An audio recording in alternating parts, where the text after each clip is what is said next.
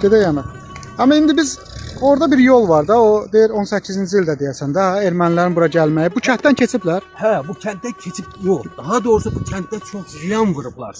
Həddindən artıq bu kənddə qalıblar. Bir neçə gün bu kənddə qalıb. Çünki bizim kəndimizin hamısı o necə deyirlər?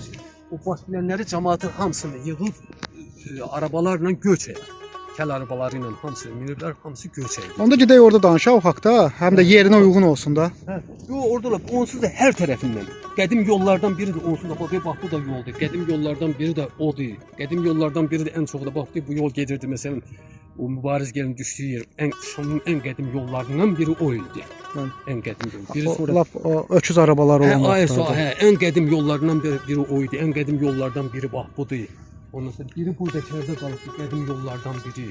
Sonra qədim yollardan biri bax o tərəfə gedən bir yol var.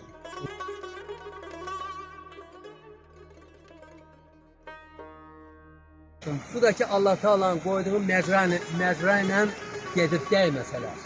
Amma təəssüf ki, məsələn, ağları da görsən, getdikcə məcrasını dəyişirlər. Ay, nə bilim mən, irəli çıxırlar. Ay, nə bilim mən, burada olmasın, burada olsun. Yolları daraldırlar, görsən, getdiyi. İnsanın büdcədə nəfsi çox artır. Nəyə lazım? 3 günlük dünyadır. Sən gedəndə nə qalacaq səndən?